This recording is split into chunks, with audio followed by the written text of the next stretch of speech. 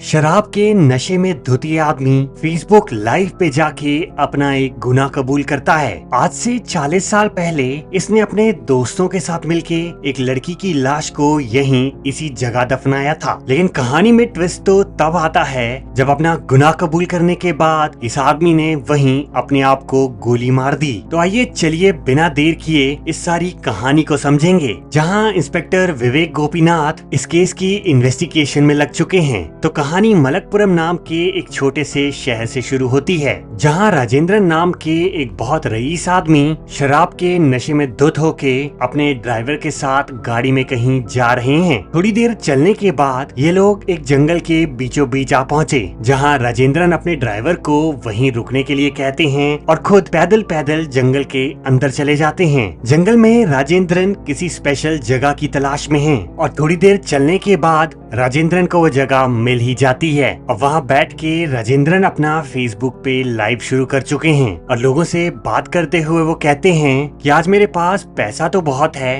लेकिन काफी सालों से मुझे एक चीज चैन से जीने नहीं दे रही। मेरे हाथ खून से रंगे हुए हैं और ये सोच सोच के मेरी रातों की नींद हराम हो चुकी है। और ये इतना सारा पैसा किस काम का जब मेरी जिंदगी में सुकून ही नहीं। इसलिए अपनी गलतियों का पश्चाताप करने के लिए मैं आज अपना ये गुनाह पूरी दुनिया के सामने कबूल कर रहा हूँ। आज से करीब 40 साल पहले इसी जगह पे मैंने अपने दोस्तों के साथ मिलके एक अनजान लड़की की लाश को दफनाया था। वो लड़की कौन थी और कहां से आई थी उसका मुझे कोई आइडिया नहीं, क्योंकि उस समय मेरा ध्यान तो उस काम से मिलने वाले पैसों पे था। लेकिन हाँ, मुझे इतना जरूर पता है कि उस लाश को ठिकाने लगाने में मेरे साथ अलाइस ज्वेलर्स का मालिक विंसेंट और फ्रांसिस थे। अब इतना बड़ा खुलासा करने के बाद अचानक राजेंद्रन ने अपने आप को गोली मार ली। राजेंद्रन की मौत की खबर अब पूरे शहर में आग की तरह फैल चुकी है। इस छोटे से शहर में ऐसी घटनाएं रोज नहीं होती, इसीलिए मामले की गंभीरता को समझते हुए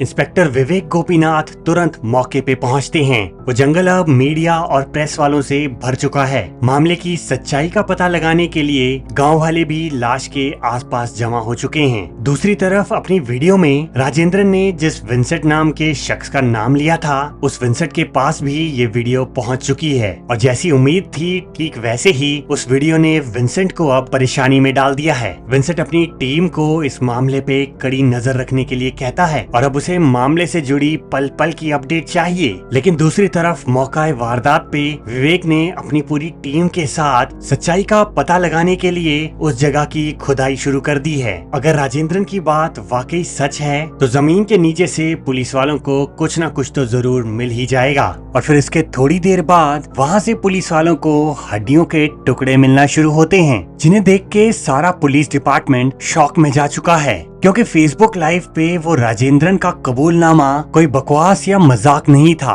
उन लोगों ने वाकई में यहाँ एक लड़की को जिंदा दफनाया है। अब इतना बड़ा राज खुलने के बाद सारा पुलिस डिपार्टमेंट सख्ते में आ चुका है। वीडियो में राजेंद्रन ने अपने जिन दो साथियों का नाम लिया था, उनमें से एक विंसेंट तो शहर का काफी मशहूर आदमी है और जब तक पुलिस वाले उस मरी हुई लड़की का पता नहीं लगा देते, उससे पहले उनका विंसेंट को हाथ लगाना नामुमकिन के बराबर है। और वहीं इस केस में जुड़ा वो फ्रांसिस नाम का दूसरा आदमी पुलिस की रडार से बिल्कुल बाहर है। इसलिए पुलिस की एक टीम उस एरिया में रहने वाले फ्रांसिस नाम के सारे आदमियों की छानबीन में लग जाती है। अब पूछताछ के लिए पुलिस वालों ने विंसेंट को भी पुलिस स्टेशन में बुला लिया है। राजेंद्रन की वीडियो के हिसाब से इस लड़की का खून आज से 40 साल पहले हुआ था और आज से 40 साल पहले विंसेंट भी मलकपुरम में ही रहता था। अब उससे सवाल जवाब करते हुए विवेक उससे पूछता है कि उस समय आप मलकपुरम में क्या कर रहे थे। जवाब में विंसेंट का कहना है कि अनाथ होने के बाद चर्च के बिशप ने उसका हाथ पकड़ा था और वो बचपन से ही उसी चर्च की सेवा में लग गया। जब तक उस बिशप की मौत नहीं हुई तब तक मैं उनका बेटा बनके उनकी सेवा कर रहा था, लेकिन उनकी मौत के बाद मैंने मलकपुरम छोड़ दिया और शायद हो सकता है कि मेरे मलकपुरम रहने के दौरान ही इस लड़की का खून किया गया हो, लेकिन मुझे इस बारे में कोई खबर नहीं और राजेंद्रन को तो मैं जानता भी नहीं। लेकिन इससे पहले कि विवेक उनसे और सवाल जवाब कर पाता, विंसेंट का वकील बीच में उन्हें कानूनी कार्रवाई की धमकी देते हुए चुप करवा देता है और ये सब देख के विवेक का विंसेंट पे शक गहराने लगा है। इसी कड़ी में अब उस लड़की का पता लगाने के लिए विवेक 40 साल पुराने पुलिस रिकॉर्ड चेक करने लगते हैं, क्योंकि अगर वो लड़की मलकपुरम से गायब हुई है तो किसी न किसी ने तो उसकी गायब होने की कंप्लेन जरूर लिखवाई होगी। लेकिन अच्छी तरह सारे रजिस्टर चेक करने के बाद भी विवेक के हाथ कोई सुराग नहीं लग रहा। उसे 40 साल पहले किसी लड़की के गायब होने की कंप्लेन तो नहीं मिली, लेकिन उसी समय के आसपास चंद्रपन नाम के एक आदमी ने एक लड़की पे फ्रॉड का केस जरूर डाला था और केस की फाइल पढ़ने के बाद विवेक को पता चलता है कि स्कैम और फ्रॉड का इल्जाम जिस लड़की पे लगा है उस लड़की को पुलिस वाले उस समय पकड़ नहीं पाए थे और इस केस से विवेक को उस मरी हुई लड़की का कोई सुराग मिलने की उम्मीद जाग रही है। इसीलिए उस कंप्लेन करने वाले चंद्रपन के पास पहुंच के विवेक उससे सवाल जवाब करने लगता है। विवेक को सारी बात बताते हुए चंद्रपन कहता है कि आज से 40 साल पहले फिल्मों के डायरेक्टर और प्रोड्यूसर्स के लिए मैं जूनियर आर्टिस्ट ढूंढ के लेके आता था। ठीक उसी समय एक फिल्म की शूटिंग के लिए हम लोग मलकपुरम गए थे और जिस लड़की पे मैंने ये पुलिस केस किया है वो लड़की उन्हीं जूनियर आर्टिस्ट में से एक थी। दरअसल हमारा मलकपुरम में शूट चल रहा था और वो लड़की अपना आधा सीन बीच में ही छोड़ के वहाँ से गायब हो गई। उस लड़की के गायब हो जाने की वजह से हमें शूटिंग कई दिन के लिए रोकनी पड़ी, जिसकी वजह से डायरेक्टर और प्रोड्यूसरों ने मुझे खूब गालियां सुनाई। गुस्से में मैंने उस लड़की पे फ्रॉड और स्कैम का केस दर्ज करते हुए पुलिस वालों को इस मामले के बारे में बताया, लेकिन तब से लेके आज तक पुलिस वालों को भी उस लड़की का कोई सुराग ही नहीं मिला। चंद्रपन उस लड़की का नाम रेखा बताता है और कहता है कि आज भी फिल्म के एक गाने में उस लड़की का चेहरा दिखाई देता है और फिर उसी गाने की मदद से विवेक को उस लड़की का स्केच बनाने में कामयाबी मिल जाती है। फिलहाल के लिए विवेक का सारा ध्यान अब रेखा पे आ चुका है। रेखा की इन्वेस्टिगेशन करते हुए वो फिल्म में काम करने वाले बाकी जूनियर आर्टिस्टों से भी रेखा के बारे में पूछता है, लेकिन जब विंसेंट के पास ये खबर पहुंचती है कि विवेक पूछताछ करते करते रेखा का स्केच बनवा चुका है तो उसके होश उड़ जाते हैं। साफ जाहिर है कि उस लड़की की मौत में विंसेंट का कोई न कोई हाथ तो जरूर है और इसीलिए अपने आप को बचाने के लिए अपनी ताकत और पैसे का इस्तेमाल करके विंसेंट अगले दिन चंद्रपन को मरवा देता है। चंद्रपन की मौत के बाद विवेक को एक और झटका तब लगता है जब विंसेंट इस केस से विवेक को हटवा के ये केस सीबीआई वालों के हाथ में सौंप देता है। अब अपने साथ ये सब चीजें होती देख विवेक समझ चुका है कि विंसेंट अपने आप को बचाने के लिए किसी भी हद तक जा सकता है और अब उसे इस केस को विंसेंट से चोरी छिपे ही इन्वेस्टिगेट करना होगा। इसके बाद उस फिल्म के डायरेक्टर से बातचीत करने के बाद विवेक को पता चलता है कि फिल्म की शूटिंग के दौरान वहाँ एक मशहूर रिपोर्टर मौजूद था जिसने सारी फिल्म की शूटिंग को काफी अच्छी तरह से न्यूज़पेपर में कवर किया था और अगर उसे उस लड़की रेखा के बारे में कोई सुराग चाहिए तो उसे इस रिपोर्टर से जरूर मिलना चाहिए। विवेक बिना टाइम वेस्ट किए सीधा उस रिपोर्टर के पास पहुँचता है। विवेक से बातचीत करते हुए रिपोर्टर उन्हें उस फिल्म की शूटिंग की कुछ तस्वीरें दिखाता है। उन्हीं तस्वीरों में से एक तस्वीर में विवेक को दिखाई देता है कि फिल्म में रेखा ने एक नन का छोटा सा रोल किया था और इस तस्वीर में रेखा एक दूसरी नन के साथ खड़ी दिखाई दे रही है। फिल्म के बाकी एक्टर से पूछताछ करने पे विवेक को पता चलता है कि रेखा के साथ उस तस्वीर में खड़ी वो औरत फिल्म में काम नहीं कर रही थी और बल्कि बाकी एक्टर्स ने तो उसे फिल्म के सेट पे कभी देखा भी नहीं। अब अपना दिमाग थोड़ी देर चलाने के बाद विवेक को समझ आता है कि तस्वीर में बेशक उन दोनों ने सेम कपड़े पहने हैं, लेकिन अगर हम गौर से देखें तो रेखा और उस नन के कपड़ों में थोड़ा बहुत डिफरेंस तो जरूर है और इससे विवेक को समझ आता है कि वो औरत फिल्म में कोई नन का रोल नहीं कर रही थी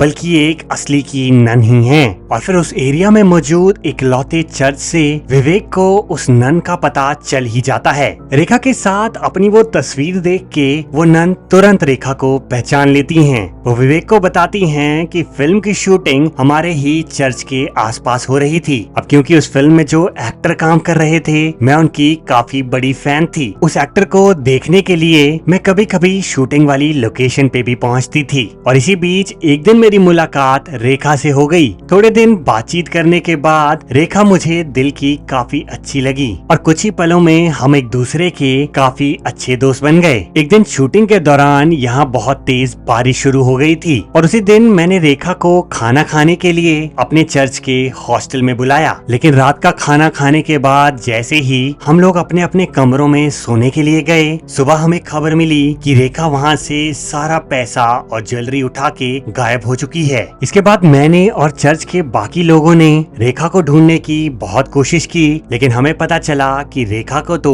शूटिंग वाली लोकेशन पे भी नहीं देखा गया। अब क्योंकि हमारी चर्च की ऑर्गेनाइजेशंस के लिए फॉरेन कंट्री से भी काफी डोनेशन आती है, इसीलिए पुलिस को इस बारे में बता के हम अपने चर्च की रेपुटेशन को खतरे में नहीं डालना चाहते थे। इसलिए चुपचाप अपने बीच ही हमने इस मामले को दबा के रख दिया। रेखा की ये कहानी सुनने के बाद विवेक को यकीन नहीं हो रहा कि रेखा ऐसा काम करके यहाँ से गायब हुई है, लेकिन फिर भी उसे अब मामले की जड़ तक तो पहुँचना ही है। इसी बीच उस शूटिंग की पुरानी पिक्चर्स देखने के समय विवेक को उसमें एक जाना पहचाना चेहरा दिखाई देता है। उस फ्रांसिस नाम के आदमी को ढूंढने के दौरान विवेक एक फ्रांसिस के घर पहुंचा था। उस घर में विवेक को फ्रांसिस की जगह उसका बेटा मिला था। तस्वीर में दिखाई दे रहे इस शख्स की आंख बिल्कुल उसी तरह खराब है जिस तरह विवेक को उस फ्रांसिस के बेटे की आंख दिखाई दे रही थी। विवेक को यकीन हो जाता है कि तस्वीर में दिखाई दे रहा ये शख्स फ्रांसिस ही है और उस दिन पूछताछ के दौरान जिस घर में मैं पहुंचा था वो घर उसी फ्रांसिस का है, क्योंकि उसके बेटे की आंख भी उसी तरह खराब हो चुकी है। इसके बाद विवेक तुरंत फ्रांसिस के घर पहुंचता है। मामले की गंभीरता को समझाते हुए विवेक उसे बताता है कि कोई ऐसा शख्स भी है जो इस केस से जुड़े सारे लोगों का चुपचाप सफाया करने में लगा है। वो आदमी जो कोई भी है वो चंद्रपन को मारने के बाद मुझे इस केस से हटाने की कोशिश भी कर चुका है और आज नहीं तो कल एक सबूत के तौर पे वो तुम्हें भी मिटाने की कोशिश करेगा। तो इससे पहले कि तुम्हारी जान को कोई खतरा आए, मुझे उस रात के बारे में सारी सच्चाई बताओ जिस रात राजेंद्रन और विंसेंट के साथ मिलके तुमने उस औरत की लाश को दफनाया था। विवेक की बातें सुन के फ्रांसिस घबरा जाता है और अब फ्रांसिस उसे सारी सच्चाई बताने में लग जाता है। फ्रांसिस कहता है कि ये कहानी विंसेंट से शुरू हुई थी। दरअसल अनाथ होने के बाद विंसेंट को जिस बिशप ने संभाला था उस बिशप के साथ विंसेंट एक दिन मलकपुरम में उस चर्च में पहुंचा। उस चर्च में विंसेंट की मुलाकात वहां काम करने वाली नौकरानी पुष्पम से हुई थी। विंसेंट और बाकी चर्च वालों को कोई आइडिया नहीं था कि पुष्पम कितनी शैतान दिमाग की है। विंसेंट को अपने प्यार के जाल में फंसाने के बाद विंसेंट और पुष्पम उस चर्च से छोटी छोटी चोरियां किया करते। कभी चर्च में खाने पीने का सामान तो कभी छोटे मोटे पैसे चुरा के ये लोग काफी चालाकी से उस चर्च और बिशप को बेवकूफ बना रहे थे। लेकिन अब उनका ये लालच दिन प्रतिदिन बढ़ता ही जा रहा था और एक दिन पुष्पम को खबर मिलती है कि डोनेशन के तौर पे इस चर्च को बहुत सारा पैसा मिला है और विंसेंट के साथ मिलके वो इस पैसे को चोरी करने का प्लान बनाती है। वो कहती है कि एक बार डोनेशन का ये पैसा हमारे हाथ आ गया तो हमें कभी भी ऐसी नौकरियां करने की जरूरत नहीं पड़ेगी। हम शांति से शादी करके एक बहुत सुखी जीवन बिता सकते हैं। विंसेंट उसकी बातों में आ जाता है और दोनों चोरी करने का सही मौका ढूंढने लगते हैं। सही मौके के इंतजार में एक दिन पुष्पम को खबर मिलती है कि चर्च की नन आज अपने साथ चर्च के हॉस्टल में रेखा को लेके आ रही हैं और जिस मौके की तलाश में पुष्पम और विंसेंट लगे हुए थे उन्हें ये मौका मिल चुका है, क्योंकि अब वो चोरी का सारा इल्जाम चुपचाप रेखा पे डाल के यहाँ से हमेशा हमेशा के लिए गायब हो सकते हैं। इसके बाद फ्रांसिस विवेक को बताता है कि जिस रात ये चोरी होनी थी उसी सुबह मैंने विंसेंट को गाड़ी में कई बार इधर उधर जाते देखा। मुझे और राजेंद्रन को शक हुआ कि विंसेंट जरूर कोई बड़ी प्लानिंग कर रहा है और रात को विंसेंट पे छापा मारने के लिए हम चर्च के हॉस्टल में पहुंचे तो वहां मुझे और राजेंद्रन को उस लड़की की लाश दिखाई दी। दरअसल रात का खाना खाने के बाद पुष्पम ने रेखा को जान से मार दिया था और अब उसकी लाश को ठिकाने लगाने के बाद ये लोग चोरी का इल्जाम रेखा पे डालने वाले थे। वहाँ पहुँचने के बाद मुझे और राजेंद्रन को विंसेंट ने धमकी देते हुए कहा कि अगर हमने इस बारे में किसी और को बताया तो वो लोग हमें भी इस कांड में फंसा देंगे और अगर हम दोनों अपना मुंह बंद रखें तो चुराए हुए पैसों में से हमें भी अपना कुछ हिस्सा मिल सकता है। पहले तो राजेंद्रन इस काम के लिए बिल्कुल तैयार नहीं था, लेकिन विंसेंट के बार बार धमकाने पे उसे हमारे साथ उस लाश को ठिकाने लगाने जाना ही पड़ा। इसके बाद फ्रांसिस कहता है कि वो लड़की कहाँ से आई थी, कौन थी, हमें उसके बारे में बिल्कुल पता नहीं था, लेकिन मैं उसका चेहरा कभी नहीं भूल सकता और जो आपने स्केच मुझे दिखाया है वो स्केच उस लड़की से हूबहू मिलता है जिसे उस रात हमने दफनाया था। अब सारे सबूत और रेखा की पहचान होने के बाद पुलिस विंसेंट और उसकी पत्नी पुष्पम को अरेस्ट कर लेती है। रेखा का खून करने के बाद विंसेंट और पुष्पम शहर में आ गए थे और यहाँ अपना ज्वेलरी का बिजनेस शुरू करके उन दोनों ने अपने अपने नाम भी बदल दिए थे। लेकिन अब 40 साल पुराने केस में पकड़े जाने के बाद विंसेंट को पुलिस उठा के ले जा चुकी है और उसे उसके पापों की सजा भी मिलने ही वाली है। वहीं विवेक को खबर मिलती है कि रेखा की एक बहन चेन्नई के कन्याकुमारी में रहती है। अपनी बहन रेखा की खबर सुन के जया काफी खुश हो जाती है। सालों साल रेखा को ढूंढने के बाद अब पूरा परिवार भी हार मान चुका था कि कभी उन्हें रेखा की कोई खबर भी मिलेगी। जया विवेक को बताती है कि बचपन से ही रेखा को फिल्मों में काम करने का काफी शौक था, लेकिन हमारे पिताजी ने उसे इस बात की इजाजत कभी नहीं दी और मजबूरन अपना सपना पूरा करने के लिए उसे इस घर से भागना ही पड़ा। लेकिन बेचारी एक छोटे से शहर से आई इस लड़की को क्या पता था कि जिस अनजान जगह वो अपना सपना पूरा करने जाएगी वहीं पे उसे कुछ पापियों के लालच का शिकार बनना पड़ेगा और अपना सपना पूरा करते करते उसे अपनी जान से ही हाथ धोना पड़ जाएगा। लेकिन 40 साल बाद ही सही पर विवेक की मदद से रेखा की आत्मा को फाइनली शांति मिल ही गई। अपनी मेहनत और ईमानदारी के बल पे विवेक ने रेखा के कातिलों को जेल की चार दीवारी तक पहुंचा ही दिया। और इसी के साथ हमारी ये आज की कहानी यहीं खत्म होती है। कहानी अगर पसंद आई हो तो वीडियो को लाइक कर दें और ऐसी ही और मजेदार कहानियां हमारे चैनल पे काफी हैं, तो जाइए उनका भी थोड़ा मजा लीजिए। अब मैं आपसे मिलता हूँ एक नई वीडियो में एक और नई कहानी के साथ। तब तक के लिए अपना ध्यान रखें और फिल्में देखते रहें।